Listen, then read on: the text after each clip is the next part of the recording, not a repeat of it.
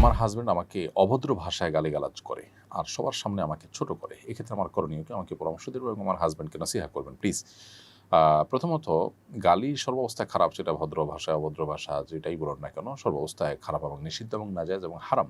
সিবাবুল মুমিনি ফুসুক, নবী সাল্লাল্লাহু আলাইহি ওয়াসাল্লাম বলেছেন, কোনো ঈমানদারকে গালি দেওয়াটা গুনাহের কাজ। অতএব যিনি তার নিজের স্ত্রীকে এটি করছেন, তিনি ডাবল গুনাহ করছেন। একে তো একজন মুসলিমকে তিনি গালি দিচ্ছেন, দ্বিতীয়ত হলো স্ত্রী যাকে আল্লাহ তাআলা বলেছেন, যার সম্পর্কে আল্লাহ বলেছেন ওয়া আশিরুহুন্না বিল মারুফ, তোমরা তোমাদের স্ত্রীদের সাথে সুন্দরভাবে দিনাতিপাত করো, সেটার লঙ্ঘন তিনি করছেন। এজন্য তার উচিত ইস্তেগফার করা, তওবা করা। আর বোন, আপনাকে বলবো, আপনি সবর এবং ধৈর্যের মাধ্যমে এটা মোকাবিলার চেষ্টা করবেন, তাকে নাসিহা করে বোঝানো, অন্যদের মাধ্যমে বোঝানোর চেষ্টা করবেন, দোয়া করবেন আল্লাহর কাছে। একটা সময় ইনশাআল্লাহ আল্লাহ তাআলা আপনাকে এই পরিস্থিতি থেকে মুক্তি দান করবেন, এবং সবরের জন্য আপনি আল্লাহর কাছে অবশ্যই বিনিময় লাভ করবেন। আল্লাহ তাআলা মানুষকে অনেকভাবে পরীক্ষা করেন। এই পরীক্ষা যদি আপনি উত্তীর্ণ হন, দেখা যাবে আপনার জন্য ভালো কিছু অপেক্ষা করছে দুনিয়া কিংবা আখিরাতে ইনশাআল্লাহ তাআলা। এমরি খায়রুল ইসলাম আপনি লিখেছেন, আমার বিয়ে পড়ানোর সময় হুজুর ভুলবশত আমার বউয়ের ইজাজত নেননি, তবে কাজী সাহেব কাবিননামায় মেয়ের স্বাক্ষর নিয়েছেন, আমার বিয়ে কি সহি হয়েছে? আপনার বিয়েতে যদি আপনার সম্মতি থাকে, সেটা হলো সবচেয়ে গুরুত্বপূর্ণ বিষয়। এবং আপনি যদি প্রস্তাব দিয়ে থাকেন বা কবুল নিয়ে থাকেন, বলে থাকেন, মুখে যদি বিয়ের প্রস্তাব দিয়ে থাকেন অথবা প্রস্তাবের সম্মতি প্রকাশ করেন, কবুল বলে থাকেন, দুটা কোনো একটা করে থাকেন মুখে, তাহলে বিয়ে হয়ে গেছে। আলাদা করে ইজিন বা এজাজত নেওয়ার প্রয়োজন নেই। যদি আপনি মুখে কোনো কিছুই না বলেন, শুধু স্বাক্ষর করেন, তাহলে সেক্ষেত্রে বিবাহ বিশুদ্ধ হবে না, এ বিয়ে আবার পড়াতে হবে। আমার বোন ঢাকায় পড়েন, বাবাকে নিষেধ করলেও উনি বারণ করেন না। নারী শিক্ষার্থী দূরে একা পড়ালেখা করতে পারবে কিনা? যদি মাহরাম নিয়ে আসেন, দিয়ে আসেন এবং সেখানে পর্দার সাথে পড়ার পরিবেশ থাকে, তাহলে হলে থেকে বা টিউশনের বাসায় থেকে যেখানে পর্দার সাথে পড়তে পারেন, আসা যাওয়া করতে পারেন, সেরকমটি করলে সেটা জায়েজ আছে। সেটা যদি না হয়, পর্দার বিধানে যদি ব্যাঘাত ঘটে, মাহরাম ছাড়া সফর করতে হয়, তাহলে সেটা কিন্তু জায়েজ নয়। আপনি আপনার বাবাকে নিষেধ করেছেন, তারপরেও তিনি করলে তিনি আল্লাহর কাছে দায়ী থাকুন। আপনি বোনকে বোঝাবেন এবং দোয়া করবেন তাদের হেদায়েতের জন্য। আমি আমার শ্বশুরবাড়িতে থাকি না, স্বামীর সঙ্গে তার কর্মস্থলে থাকি, মাঝে মধ্যে শ্বশুরবাড়িতে বেড়াতে আসি। শ্বশুরবাড়িতে এলে নামাজ কসর পড়তে হবে কিনা? আপনার শ্বশুরবাড়ি এটি আপনার স্বামীর স্থায়ী ঠিকানা কিনা এটা দেখতে হবে। যদি তার স্থায়ী ঠিকানা সেটা হয়, সেখানে থাকার ব্যবস্থা থাকে, তাহলে সেক্ষেত্রে স্থায়ী ঠিকানাতে মানুষের কসর পড়তে হয়। স্বামীর কসর পড়বেন, আপনি স্বামীর অধীনস্থ হিসেবে আপনিও, স্থায়ী ঠিকানা পুরো নামাজ পড়তে হয়, সেই হিসাবে স্বামীতে পুরো নামাজ পড়বেন, মূলত তার অধীনস্থ হিসেবে আপনিও পুরো নামাজ পড়বেন। আর যদি এটা আপনাদের স্থায়ী ঠিকানা না হয়, বরং শহরে আপনাদের নিজস্ব ঠিকানা থাকে, সেটাই আপনাদের স্থায়ী ঠিকানা হয়ে থাকে, এখানে জাস্ট বেড়াতে আসছেন, তাহলে সেক্ষেত্রে স্বামীও কসর পড়বেন, আপনিও কসর পড়বেন। আমি দেখতে পাচ্ছি শুরুতে আমার কাছে যে প্রশ্নটি রয়েছে সেটি হলো, দেখে শুনে আমি আমার পছন্দ অনুযায়ী এক মেয়েকে বিয়ে করেছিলাম, আব্বু আম্মু মেনে নেয় না বলে তাকে তালাক দিতে বাধ্য হয়েছি।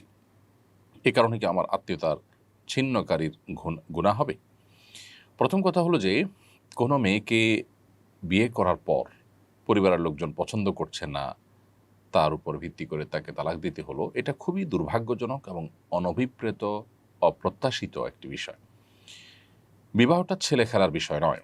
নিছক আবেগের বশে আপনি একজনকে বিবাহ করলেন, আপনার পরিবারের কনসার্ন, আপনাদের পরিবারের মতামত আপনি নিলেন না, এবং পরিবারের চাপ কতটা আসতে পারে, আসলে সেটা আপনি সামলানোর কতটা ক্ষমতা আছে বা তাদেরকে কতটা কনভিন্স করার মতো সুযোগ আপনার হাতে আছে, সে বিষয়গুলোকে বিবেচনায় না রেখে নিছক আবেগের বশে একটা মেয়েকে বিয়ে করার পর যখন আপনি তাকে তালাক দিতে হলো আপনার বাবা মার কথায় বা পরিবারের লোকদের কথায়, তখন সে মেয়েটার উপর এটা কত বড় জুলুম হয় এবং তার উপর কত বড় অবিচার হয় সেটা বলার অপেক্ষা রাখে না। বিধায় এই বিষয়টা অত্যন্ত সেন্সিটিভ এবং অত্যন্ত স্পর্শকাতর, মানুষের অধিকারের ব্যাপার, মানুষের হকের ব্যাপার, একটা মানুষকে ক্ষতিগ্রস্ত করার মতো ইস্যু, এরকম অপরাধ, এরকম গুনাহ ইসলামের দৃষ্টিতে আরেকটা হতে পারে না।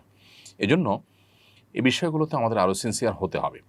বাবা মা যদি কোনো যৌক্তিক কারণে আপনাকে তালাক দিতে বলেন, যেখানে দেখা গেছে যে আপনি হয়তো খুবই দিন বিমুখ একটা মেয়ে বিয়ে করেছেন, যার ফলে আপনার ভবিষ্যৎ প্রজন্মের ভবিষ্যৎ অন্ধকারের মধ্যে পড়তে পারে, সেরকম যৌক্তিক কোনো গ্রাউন্ড থেকে তারা যদি আপনাকে তালাক দেওয়ার নির্দেশ না দেন এবং সেটার কারণে আপনি তালাক দিতে হয়, সেটা ভিন্ন কথা।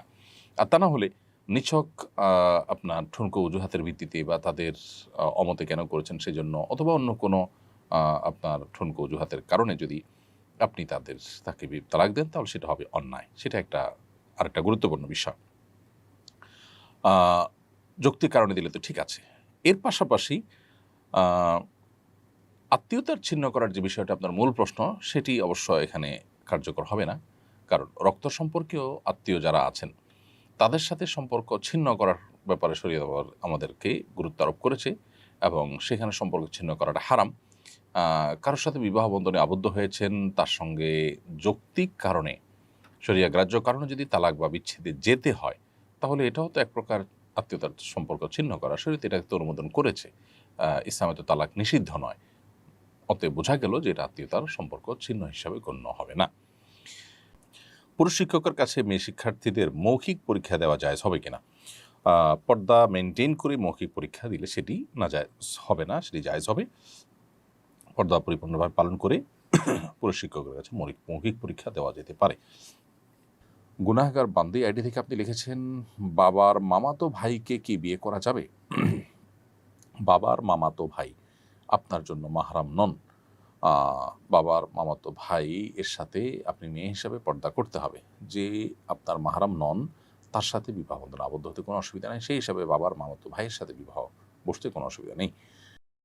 আসুন্নাহ ফাউন্ডেশন, উম্মার স্বার্থে সুন্নাহর সাথে।